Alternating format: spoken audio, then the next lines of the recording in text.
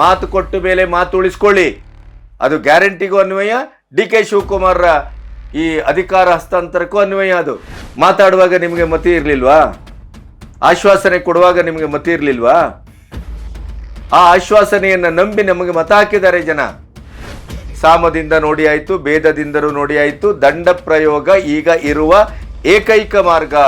ಕಾಂಗ್ರೆಸ್ಸಿನ ರಾಜ್ಯ ರಾಜಕಾರಣ ಒಂದು ತಾತ್ವಿಕವಾದಂತ, ನಿರ್ಣಾಯಕವಾದಂತ, ಆತ್ಯಂತಿಕವಾದಂತ ನೆಲೆಗೆ ಬಂದು ತಲುಪಿದೆ. Do you have any interest to boost your product in the market? If so, please do one thing. You make a good ad video of your product. The video should contain your details, your experience in the market, your product specialities and other aspects. Video should be rich, professional and appealing in all parameters. Then the video reaches every nook and corner and your product will be boosted. Please contact us if you want to win in competitive market.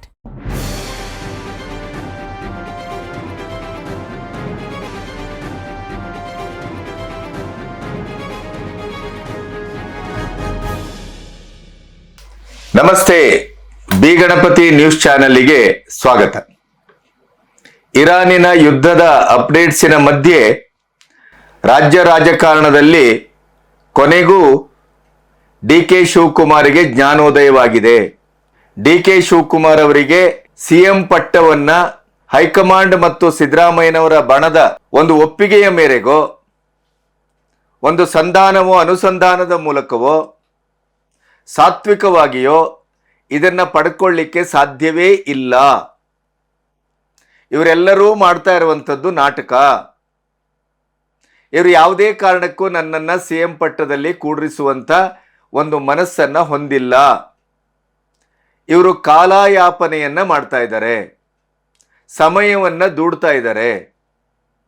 ಬಿಹಾರದ ಎಲೆಕ್ಷನ್ನಿನ ದಾರುಣವಾದ ಸೋಲು, ಬರುವ ಪಂಚರಾಜ್ಯದ ಚುನಾವಣೆ, ಮಧ್ಯದಲ್ಲಿ ಇರಾನಿನ ಯುದ್ಧ, ಇನ್ನೊಂದು ಮಗದೊಂದು ಯಾವ್ಯಾವುದನ್ನು ಎಳೆದು ತಂದು ಸಿದ್ದರಾಮಯ್ಯನವರನ್ನ ಮುಂದುವರಿಸುವುದಕ್ಕಾಗಿ ಡಿ ಕೆ ಶಿವಕುಮಾರ್ ಅವರನ್ನ ಆಕ್ರೋಶವನ್ನ, ಅವರ ಹಠವನ್ನ, ಅವರ ದಾಂಗುಡಿತನವನ್ನ ಯಾವ್ಯಾವುದೋ ಒಂದು ಅಡ್ಡಗೋಡೆ ಮೇಲೆ ದೀಪ ಇಟ್ಟಾಗೆ ಮಾತಾಡಿ ಈ ಮಕ್ಕಳಿಗೆ ಬಾಳೆಹಣ್ಣು ತೋರಿಸಿ ನಾವು ಅವರನ್ನ ಸುಮ್ಮನುಳಿಸ್ತವಲ್ಲ, ಆ ಥರ ಅವರನ್ನ ಒಂದು ಇವತ್ತು, ನಾಳೆ, ನಾಡಿದ್ದು, ಮುಂದಿನ ತಿಂಗಳ ನವೆಂಬರು, ಜನವರಿ ಈ ರೀತಿಯ ಕಾಲಯಾಪನೆ ಮಾಡುವುದನ್ನು ಕಂಡು ಡಿ ಕೆ ಶಿವಕುಮಾರ್ ಕೊನೆಗೂ ಅವರು ಬೆಳಗಾವಿ ಅಧಿವೇಶನದಲ್ಲಿ ರೆಕಾರ್ಡೇಬಲ್ ಆಗಿ ತಮ್ಮ ಗುರುಗಳ ಒಂದು ಅನುಮತಿ, ಆದೇಶ, ಅಭಿಪ್ರಾಯ, ಅವರು ಏನು ಹೇಳ್ತಾ ಇದ್ರು, ಕೆಲವು ಹಳೆಯ ಘಟನೆಗಳನ್ನೆಲ್ಲ ನೆನಪಿಸಿಕೊಂಡು ಅವರು ಒಂದು ಮಾತನ್ನ ಅಲ್ಲಿ ಹೇಳಿದ್ರು. ಸಿಎಂ ಪಟ್ಟ ಅಂತಲ್ಲ, ಯಾವುದೇ ಪದವಿ, ಯಾವುದೇ ಸ್ಥಾನ ಮಾನ ಸುಖ ಸುಮ್ಮನೆ ಹಾಗೆ ನಿನಗೆ ಜೋಳಿಗೆಯಲ್ಲಿ ಬಂದು ಬೀಳುವುದಿಲ್ಲ. ಅದನ್ನು ಪಡ್ಕೋಬೇಕು ಅಂತಂದ್ರೆ ಕೊನೆಗೆ ಒದ್ದಾದ್ರೂ ಪಡ್ಕೋಬೇಕು ಅನ್ನುವಂಥ ಮಾತನ್ನ ಸದನದಲ್ಲಿ ಹೇಳಿ ದಕ್ಕಿಸ್ಕೊಂಡಿದ್ರು. ಪ್ರಾಯಶಃ ನಮಗನಿಸ್ತಾ ಇದೆ ಡಿ ಕೆ ಶಿವಕುಮಾರ್ ಇತ್ತೀಚಿನ ಒಂದು ವಾರದ ಚಟುವಟಿಕೆಗಳನ್ನ, ನಡೆಯನ್ನ, ನುಡಿಯನ್ನ ಗಮನಿಸಿದರೆ ಅವರು ಬೆಳಗಾವಿ ಅಧಿವೇಶನದಲ್ಲಿ ಹೇಳಿದ ಗುರುಗಳು ಹೇಳ್ತಾ ಇದ್ರು ಅಂತ ಉಲ್ಲೇಖಿಸಿ ಕಡತಕ್ಕೆ ಹೋಗುವಂತ ದಾಖಲಾರ್ಹವಾದಂಥ ಅಧಿವೇಶನದಲ್ಲಿ ಮಾತಾಡಿದ ಆ ಮಾತೇನಿದೆಯಲ್ಲ, ಅದನ್ನ ನಾವು ಬಹುಶಃ ಸಿಎಂ ಪಟ್ಟ ಸುಖ ಸುಮ್ಮನೆ ಸಿಗುವುದಿಲ್ಲ, ಅದನ್ನ ಒದ್ದು ಪಡ್ಕೋಬೇಕು. ಈಗ ಆ ಕಾಲ ಬಂದಿದೆ. ಹಾಗಾದ್ರೆ ಒದ್ದು ಪಡ್ಕೊಳ್ಳೋದು ಅಂದ್ರೆ ಏನು? ಕೊರಳು ಪಟ್ಟಿ ಹಿಡಿಯುವುದಾ, ಅಥವಾ ಪಬ್ಲಿಕ್ ಅಲ್ಲಿ ದಂಗೆ ಎಬ್ಬಿಸುವುದಾ, ಅಥವಾ ಏನು? ದಾರಿ ಯಾವುದು? ಅದರ ಮರ್ಮ ಏನು? ಡಿ ಕೆ ಶಿವಕುಮಾರ್ ಮುಂದಿನ ನಡೆ ಏನು? ಇವೆಲ್ಲದರ ಬಗ್ಗೆ ನಿಮ್ಮೊಟ್ಟಿಗೆ ಚರ್ಚಿಸಬೇಕು, ಮಾತಾಡಬೇಕು. ಇಲ್ಲಿಯವರೆಗೆ ನನ್ನ ಚಾನೆಲ್ ಅನ್ನು ಸಬ್ಸ್ಕ್ರೈಬ್ ಮಾಡದೇ ಇದ್ದರೆ ಸಬ್ಸ್ಕ್ರೈಬ್ ಮಾಡಿ, ಸ್ವತಂತ್ರ ಪತ್ರಿಕೋದ್ಯಮಕ್ಕೆ ಬೆಂಗಾವಲಾಗಿ. ಮೊದಲನೇದಾಗಿ ಡಿ ಕೆ ಶಿವಕುಮಾರ್ಗೆ ಸಂಪೂರ್ಣ ಅರ್ಥವಾಗಿದೆ. ಹಿಂದೆ ಅರ್ಥ ಆಗಿಲ್ಲ ಅಂತಲ್ಲ, ಸಾಮ ಭೇದ ದಂಡ, ಸಾಮದಿಂದ ನೋಡಿ ಆಯ್ತು, ಭೇದದಿಂದಲೂ ನೋಡಿ ಆಯ್ತು, ದಂಡ ಪ್ರಯೋಗ ಈಗ ಇರುವ ಏಕೈಕ ಮಾರ್ಗ. ಆದರೆ ದಂಡ ಅಂದ್ರೆ ಏನು? ಪೊಲಿಟಿಕಲಿ ಅದನ್ನು ಯಾವ ರೀತಿ ಅರ್ಥೈಸ್ಕೋಬೇಕು ಅಲ್ಲಿರುವುದು ಮಹತ್ವ. ಪ್ರಾಯಶಃ ಒದ್ದು ಕಿತ್ಕೊಳ್ಬೇಕು ಸ್ಥಾನವನ್ನ ಮಾನವನ್ನ CM ಪಟ್ಟವನ್ನ ಅಂತಂದ್ರೆ ಪೊಲಿಟಿಕಲಿ ಬ್ಲ್ಯಾಕ್ ಮೇಲ್, ರೆಸಾರ್ಟ್ ರಾಜಕಾರಣ, ನಂಬರ್ ಗೇಮ್, ಕುದುರೆ ವ್ಯಾಪಾರ, ಹೀಗೆ ಬೇರೆ ಬೇರೆ ದಾರಿಗಳಿದೆ. ದಂಡ ಪ್ರಯೋಗದಲ್ಲಿ ಬೇರೆ ಬೇರೆ ದಾರಿಗಳು ಪೊಲಿಟಿಕಲಿ ಇದೆ. ಅದನ್ನ ಬಳಸಲಿಕ್ಕೆ DK ಶಿವಕುಮಾರ್ ನಿಚ್ಚಳವಾಗಿ ಮುಂದುವರೆದಿದ್ದಾರೆ. ಯಾಕೆ DK ಶಿವಕುಮಾರ್ ಈ ರೀತಿ ರೋಸೋದ್ರು ಹಾಗಾದರೆ ಅನ್ನುವ ಪ್ರಶ್ನೆಯೂ ನಮ್ಮನ್ನ ಕಾಡ್ತದೆ. DK ಶಿವಕುಮಾರ್ರಿಗೆ ಹೈಕಮಾಂಡಿನ ಮೇಲೆಯೂ ವಿಶ್ವಾಸ ಕಡಿಮೆ ಆಗಿದೆ. ಸಿದ್ದರಾಮಯ್ಯನ ಬೆಂಬಲಿಗರು, ಹೈಕಮಾಂಡ್, ಈ ಟ್ರಯಾಂಗಲ್ ಲವ್ ಸ್ಟೋರಿ ಇದೆಯಲ್ಲ, ಇದು ನನ್ನನ್ನ ಹಣಿಲಿಕ್ಕೇನೆ ಇವರು ಬೇರೆ ಬೇರೆ ತಂತ್ರಗಳನ್ನು ಮಾಡ್ತಾ ಇದ್ದಾರೆ. ಇವರು ಯಾರು ನನ್ನನ್ನ CM ಕುರ್ಚಿಯಲ್ಲಿ ಕೂಡಿಸ್ತಾರೆ ಅಂತ ನಾನೇದ್ರು ನಂಬಿಕೊಂಡ್ರೆ ನನ್ನಂತ ಮುಟ್ಟಾಳ ಇನ್ನೊಬ್ಬ ಇಲ್ಲ. ಇವರು ಎಲ್ಲರೂ ಒಗ್ಗಟ್ಟಾಗಿ ಸಿದ್ದರಾಮಯ್ಯನವರನ್ನೇ ಮುಂದುವರಿಸಿ ನನಗೆ ಚಳ್ಳೆ ಹಣಸ್ ತಿನ್ನಿಸ್ಲಿಕ್ಕೆ ಹೊರಟಿದ್ದಾರೆ ಅನ್ನುವಂಥ ಪರಮ ಸತ್ಯ ಕೊನೆಗೂ DK ಶಿವಕುಮಾರ್ಗೆ ಅರ್ಥ ಆಗಿದೆ. DK ಶಿವಕುಮಾರ್ 2.5 ವರ್ಷ ಅಂತ ಏನು ಮಾತಾಗಿತ್ತು, ಒಪ್ಪಂದ ಆಗಿತ್ತು, ನವೆಂಬರ್ 20ಕ್ಕೆ ಅದು ಗಡು ಬಂದಾಗಲು 2.5 ವರ್ಷ ಆಗ್ತಾ ಇದೆ ಅಧಿಕಾರ ಹಸ್ತಾಂತರ ಅಂತಂದಾಗ ಹೈಕಮಾಂಡು ಕೈಗೆ ಸಿಗದೇನೆ ನುಣುಚ್ಕೊಳ್ಳುವ ಒಂದು ದಾರಿಯನ್ನು ಹುಡುಕೊಂಡಿತ್ತು. ಇನ್ನು ಖರ್ಗೆಯಿಂದ ಸುರ್ಜೇವಾಲಾ, ವೇಣುಗೋಪಾಲ್ ಯಾರೇ ಅಂತಂದ್ರೂ ಕೂಡ ಅವ್ರದ್ದೆಲ್ಲರದು ಒಂದೇ ರಾಗ, ಸಿದ್ದರಾಮಯ್ಯನವರ ಒಂದು ಮಾತುಕತೆ ಆಗಬೇಕು ಅಥವಾ ಹೈಕಮಾಂಡು ಏನು ಹೇಳುತ್ತೆ ಅನ್ನೋದ್ರ ಮೇಲೆ ನಾವು ನಿರ್ಧಾರ ಮಾಡಬೇಕು. ಸಿದ್ದರಾಮಯ್ಯನವರ ಹತ್ರಕ್ಕೆ ಹೋಗಿ ಮಾತಾಡಿದ್ರೆ ಹೈಕಮಾಂಡ್ ಏನು ತೀರ್ಮಾನಿಸ್ತದೋ ನಾನು ಅದಕ್ಕೆ ರೆಡಿ. ಈ ರೀತಿಯ ಒಂದು ಮಾತುಕತೆ ಆಗ್ತಾ ಇರುವಾಗಲೇ 2.5 ವರ್ಷ ಮುಗೀತು. ನವೆಂಬರ್ 20 ಬಂದು ಹೋಗಿಯೂ ಆಯಿತು. ಅಧಿಕಾರದ ಹಸ್ತಾಂತರ ಆ ಪ್ರಶ್ನೆಯೇ ಮುನ್ನೆಲೆಗೆ ಬರಲಿಲ್ಲ. ಅಷ್ಟೊತ್ತಿಗೆ ಬಿಹಾರದ ಎಲೆಕ್ಷನ್ ಬಂದು ಸಂಪೂರ್ಣ ಅಲ್ಲಿ ಕಾಂಗ್ರೆಸ್ಸು ಧೂಳಿಪಟ ಆಯಿತು. ಆ ಹೊತ್ತಿನಲ್ಲಿ ಒಂದಿಷ್ಟು ಕಾಲ ಸ್ತಬ್ಧ, ಮಾತಾಡುವಂಗಿಲ್ಲ. ಅಧಿಕಾರದ ಹಸ್ತಾಂತರವನ್ನು ಈಗ ಯೋಚನೆ ಮಾಡುವ ಸ್ಥಿತಿಯಲ್ಲಿ ಹೈಕಮಾಂಡ್ ಇಲ್ಲ ಅನ್ನುವಂಥ ಸುದ್ದಿಯೇ ಎಲ್ಲ ಪತ್ರಿಕೆ ಮಾಧ್ಯಮಗಳಲ್ಲಿ ಹೈಲೈಟ್ ಆಯಿತು. ಆಮೇಲೆ DK ಶಿವಕುಮಾರ್ ಒಂದು ದಿನ ತನ್ನ ಬೆಂಬಲಿಗರನ್ನ ದೆಹಲಿಗೆ ಕಳಿಸ್ತಾರೆ. ಕವಡೆ ಕಾಸಿನ ಕಿಮ್ಮತ್ತನ್ನು ಇವರ ಬೆಂಬಲಿಗರಿಗೆ ಹೈಕಮಾಂಡ್ ಕೊಡುವುದಿಲ್ಲ, ಡೋಂಟ್ ಕೇರ್ ಮಾಡಿ ಕಳಿಸ್ತಾರೆ. ಹಿಂದೆ DK ಶಿವಕುಮಾರ್ ಸ್ವತಃ ದೆಹಲಿಗೆ ಹೋಗ್ತಾರೆ. ಆವಾಗ ಅವರು ಹೇಳ್ತಾರೆ, ಹೈಕಮಾಂಡಿಗೆ ನೀವು ಕೊಟ್ಟ ಮಾತಿನ ಪ್ರಕಾರ ನಡ್ಕೋಬೇಕು, ನನಗೆ ನೀವು CM ಪಟ್ಟವನ್ನು ಕೊಡಬೇಕು. 2.5 ವರ್ಷ ಅಂತ ಮಾತುಕತೆ ಆಗಿದೆ, ನಿಮ್ಮೆಲ್ಲರ ಆಶ್ವಾಸನೆ ಮೇರೆಗೆ ನಾನು ಒಪ್ಪಿಕೊಂಡಿದ್ದೇನೆ ಅಂತಂದ್ರೆ ನೀವು ಸಿದ್ದರಾಮಯ್ಯನವರನ್ನು ಒಪ್ಪಿಸಿ, ಮುಂದಿಂದ ನಾವು ನೋಡ್ಕೊಳ್ತೇವೆ. ಯಾಕೆಂದರೆ ಸಿದ್ದರಾಮಯ್ಯನವರನ್ನು ಅಸಮಾಧಾನದಿಂದಲೋ ಬಲಾತ್ಕಾರದಿಂದಲೋ, ಹಿಂದೆ ವೀರೇಂದ್ರ ಪಾಟೀಲ್ರನ್ನ ರಾಜೀವ್ ಗಾಂಧಿಯವರು ಅಸೌಖ್ಯದಲ್ಲಿದ್ದಾಗ ಏರ್ಪೋರ್ಟಿನಿಂದಲೇ ಅವರನ್ನು ಕಿತ್ತಾಕಿದ್ರಲ್ಲ, ಆ ರೀತಿಯ ಕೆಲಸವನ್ನು ದೇವರಾಜ ಅರಸು ಅವರಿಗೆ ಮಾಡಿದಂಥದ್ದನ್ನು, ನಿಜಲಿಂಗಪ್ಪನವರಂಥ ಕಥೆಯೋ ಇದು ಯಾವುದೂ ಕೂಡ ಈಗ ನಡೆಯುವುದಿಲ್ಲ. ಆದ್ದರಿಂದ ಸಿದ್ದರಾಮಯ್ಯನವರನ್ನು ನೀವು ಒಪ್ಪಿಸಿ, ಮುಂದಿಂದ ನಾವು ನೋಡ್ಕೊಳ್ತೇವೆ. ಸಿದ್ದರಾಮಯ್ಯನವ್ರ ಮನೆಯಲ್ಲಿ ಬ್ರೇಕ್ಫಾಸ್ಟ್ ಮೀಟಿಂಗ್ ಆಯಿತು, ಅಲ್ಲಿ ಮಾತುಕತೆ ಆಯಿತು, ಅಲ್ಲಿ ಚರ್ಚೆ ಆಯಿತು. ನೀವು ನನಗೆ ಅವಕಾಶ ಮಾಡಿಕೊಡ್ಬೇಕು ಅಂತ ಅವ್ರು ಕೇಳಿದರು. ಆ ನಂತರ ಸ್ವತಃ DK ಶಿವಕುಮಾರ್ ಮನೆಯಲ್ಲಿ ನಾನ್ ವೆಜ್ ಬ್ರೇಕ್ಫಾಸ್ಟ್ ಆಯಿತು. ಅಲ್ಲಿ DK ಶಿವಕುಮಾರ್ ಮತ್ತು DK ಸುರೇಶ್, ನೀವು ಈ ಒಂದು ಉಪಕಾರ ಮಾಡಲೇಬೇಕು, ನಿಮಗೆ ಮೊದಲ ಬಾರಿ ಪೂರ್ಣಾವಧಿ ಸಿಕ್ಕಿದೆ, 2ನೇ ಬಾರಿ 2.5 ವರ್ಷ ಆಗಿದೆ, ನೀವೇ ನನ್ನ ತಲೆ ಮೇಲೆ ಕೈ ಇಟ್ಟು ಆಣೆ ಪ್ರಮಾಣ ಮಾಡಿದಿರಿ, ದಯವಿಟ್ಟು ನಾವು ಸಹಕಾರ ಕೊಟ್ಟಿದ್ದೇವೆ, ಈಗ ನಿಮ್ಮ ಸರದಿ, ನೀವು ಈಗ ಸಹಕಾರ ಕೊಡಬೇಕು. ಆವಾಗ ಅವ್ರು ಹೇಳಿದರು, ನನ್ನದೇನು ಸಮಸ್ಯೆ ಇಲ್ಲ, ಹೈಕಮಾಂಡ್ ಎಸ್ ಅಂದರೆ ನಾನು ಸ್ಥಾನವನ್ನ ಬಿಡ್ಲಿಕ್ಕೆ ಸಿದ್ಧವಾಗಿದ್ದೇನೆ. ಆವಾಗ ದೆಹಲಿಗೆ DK ಹೋದ್ರು. DK ಹೋದಾಗ ದೆಹಲಿಯಲ್ಲಿ ಏನಾಯ್ತು ಮಾತುಕತೆ, ಸಿದ್ದರಾಮಯ್ಯನವರು ಒಪ್ಪುತ್ತಾರೋ, ಸಿದ್ದರಾಮಯ್ಯನವರು ಕೆಳಗಿಳಿತಾರೆ, ಅವರು ಅವರ ಮಾತನ್ನ ಎಷ್ಟರ ಮಟ್ಟಿಗೆ ಬದ್ಧವಾಗಿರ್ತಾರೋ ಆ ಪ್ರಶ್ನೆಗಿಂತ ಇನ್ನೊಂದು ಪ್ರಶ್ನೆ ಬಹಳ ಮುಖ್ಯವಾಗಿದೆ. ಸಿದ್ದರಾಮಯ್ಯನವರ ಬೆಂಬಲಿಗರು ಬಂದು ಹೇಳ್ತಾ ಇದ್ದಾರೆ, ಸಿದ್ದರಾಮಯ್ಯನವರ ನೀವು ಕೆಳಗಿಳಿಸಿದ್ರೆ ಶಾಸಕರು ಬಂಡೇಳ್ತಾರೆ, ಸರ್ಕಾರ ಬಿದ್ದೋಗಬಹುದು. ಆದ್ರಿಂದ ನೀವು ಸಿದ್ದರಾಮಯ್ಯನವರ ಬಣ, ಈಗ ಸುರೇಶ್ ಜಾರಕಿಹೊಳಿಯೋ KN ರಾಜಣ್ಣನೋ ಮತ್ತೊಬ್ಬರ ಅದೊಂದು ಲಿಸ್ಟೇ ಇದೆಯಲ್ಲ, ಅವರೊಟ್ಟಿಗೆ ಮಾತಾಡಿ, ಅವರನ್ನು ಒಪ್ಪಿಸಿ, ಆವಾಗ ನಾವು ಸಿದ್ದರಾಮಯ್ಯನವರು ಕೇಳಿ ಆ ನಂತರ ತೀರ್ಮಾನ ತೆಗೆದುಕೊಳ್ಳೋಣ.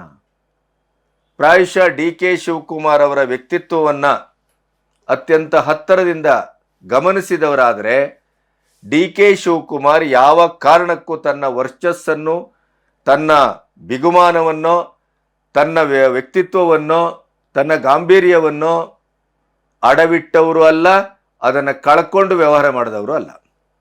ಆದರೆ ತನ್ನ ಸ್ವಾಭಿಮಾನದ ಎಲ್ಲ ಗಡಿಗಳನ್ನು ಮೀರಿ ತನ್ನ ಪರಮಶತ್ರು ಜಾರಕಿಹೊಳಿ, ಸತೀಶ್ ಜಾರಕಿಹೊಳಿ ಅವ್ರ ಮನೆಗೂ ಹೋಗ್ತಾರೆ, KN ರಾಜಣ್ಣನ ಮನೆಗೆ ಹೋಗ್ತಾರೆ, ಜಮೀರ್ ಅಹಮದ್ನ ಮನೆಗೆ ಹೋಗ್ತಾರೆ, ಎಲ್ಲರ ಮನೆಗೂ ಹೋಗ್ತಾರೆ, ರಿಕ್ವೆಸ್ಟ್ ಮಾಡ್ತಾರೆ, ನಿಮಗೆ ನನ್ನ ಅವಧಿಯಲ್ಲಿ ಯಾವ ಸಮಸ್ಯೆಯೂ ಆಗುವುದಿಲ್ಲ, ಸಿದ್ದರಾಮಯ್ಯನವ್ರಿಗಿಂತ ಚೆನ್ನಾಗಿ ನಿಮ್ಮನ್ನು ನಾನು ನೋಡ್ಕೊಳ್ತೇನೆ, ನೀವು ನಮ್ಮ ಒಟ್ಟಿಗೆ ಸಹಕಾರ ಮಾಡಿ.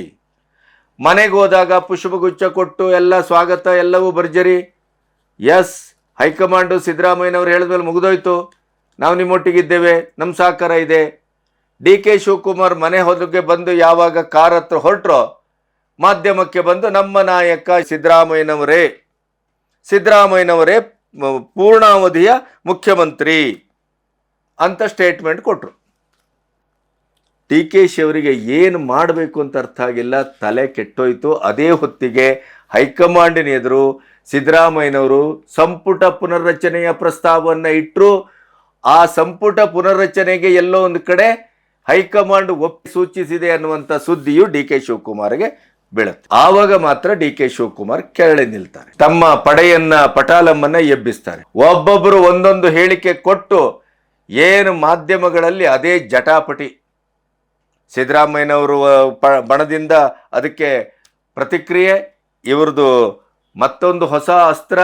ಹೀಗೆ ಒಂದು 15 ತಿಂಗಳುಗಳ ಕಾಲ ಈ ಮಾತುಕತೆಯ ಕುರ್ಚಿ ಕದನ ಬಹಳ ದೊಡ್ಡ ಮಟ್ಟಕ್ಕೆ ಕರ್ನಾಟಕದಲ್ಲಿ ಆಯಿತು. ನಿಮಗೆ ನೆನಪಿದೆ, DK ಶಿವಕುಮಾರ್ ಮುಂದಿನ ಮುಖ್ಯಮಂತ್ರಿ ಅಂತ ಅವರ ಬೆಂಬಲಿಗರು ಘೋಷಿಸಿದ್ದು.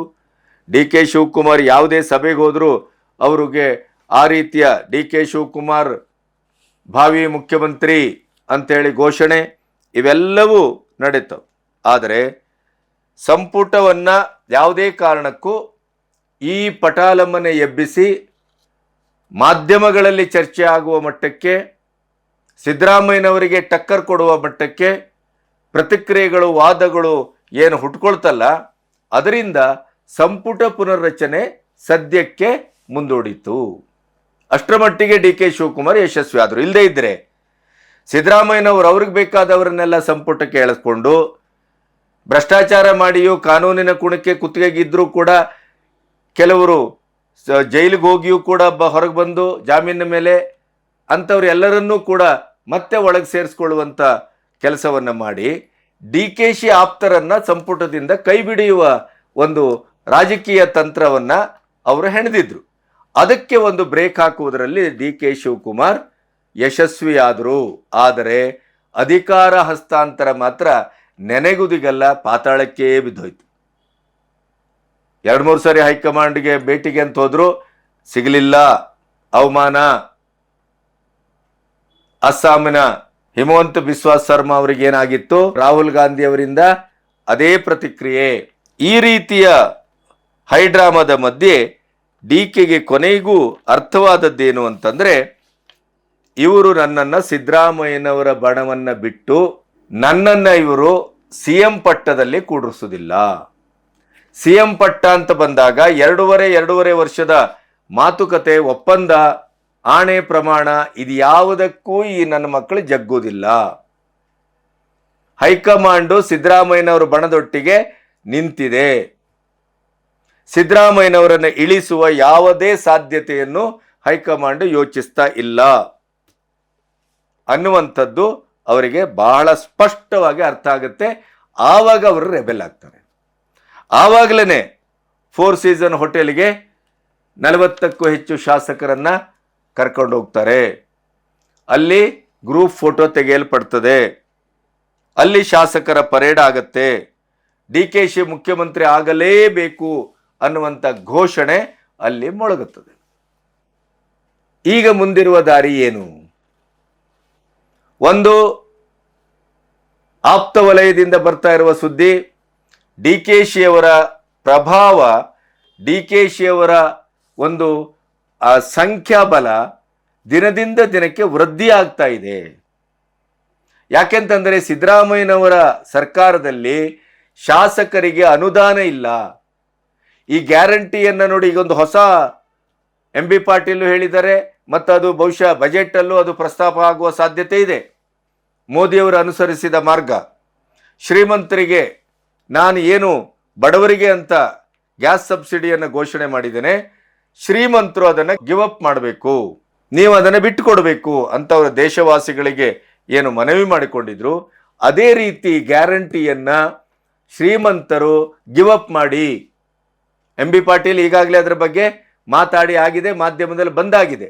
ಅದು ಬಜೆಟ್ ಅಧಿವೇಶನದಲ್ಲಿ ಬಜೆಟನ್ನು ಮಾತಾಡುವಂಥ ಸಂದರ್ಭದಲ್ಲಿ DK ಶಿವಕುಮಾರ್ರ ಎದುರು ಇದೇ ಸಿದ್ದರಾಮಯ್ಯನವರು ಈ ಗಿವ್ ಅಪ್ ಅಸ್ತ್ರವನ್ನು ಬಳಸಲಿಕ್ಕೆ ಹೊರಟಿದ್ದಾರೆ ಅನ್ನೋದು ಈಗ ಒಂದು ಮುನ್ಸೂಚನೆ. ಅದಕ್ಕೆ ಈಗಾಗಲೇ DK ಸುರೇಶ್ ಸರಿಯಾಗಿ ಉತ್ತರ ಕೊಟ್ಟಿದ್ದಾರೆ. ಮಾತಾಡುವಾಗ ನಿಮಗೆ ಮತಿ ಇರಲಿಲ್ವಾ? ಆಶ್ವಾಸನೆ ಕೊಡುವಾಗ ನಿಮಗೆ ಮತಿ ಇರಲಿಲ್ವಾ? ಆ ಆಶ್ವಾಸನೆಯನ್ನು ನಂಬಿ ನಮಗೆ ಮತ ಹಾಕಿದ್ದಾರೆ ಜನ. 36 ಸೀಟ್ ಕೊಟ್ಟಿದ್ದಾರೆ, ದಾಖಲೆದು 136, ಕೊನೆಗೆ ಎಲ್ಲ ಸೇರಿ 141 ಸೀಟು. ಹಾಗಿರುವಾಗ ಈ ಚಾರಿತ್ರಿಕವಾದಂಥ ಜಯ ವಿಜಯ ಪ್ರಾಪ್ತವಾಗಿದ್ದದ್ದು ನಮ್ಮ ಪಂಚ ಗ್ಯಾರಂಟಿ, ಮಾತು ಕೊಟ್ಟ ಮೇಲೆ ಮಾತು ಉಳಿಸ್ಕೊಳ್ಳಿ. ಅದು ಗ್ಯಾರಂಟಿಗೂ ಅನ್ವಯ, DK ಶಿವಕುಮಾರ್ರ ಈ ಅಧಿಕಾರ ಹಸ್ತಾಂತರಕ್ಕೂ ಅನ್ವಯ. ಅದು DK ಸುರೇಶ್ ಆ ಮಾತನ್ನು ಆಡಿದ್ದಾರೆ. ಮಾತು ಕೊಡುವಾಗ ಎಲ್ಲೋಗಿತ್ತು ನಿಮಗೆ? ಮತಿ ಇರಲಿಲ್ವೇನೋ? ಕಷ್ಟವ ಸುಖವ, ಇಷ್ಟವ ಅನಿಷ್ಟವ, ಈಗ ಅದನ್ನು ನೀವು ಕೊಡತಕ್ಕದ್ದು, ಗಿವ್ ಅಪ್ ಏನಿಲ್ಲ ಅಂತ ಅವರು ಮಾತನಾಡಿದ್ದಾರೆ.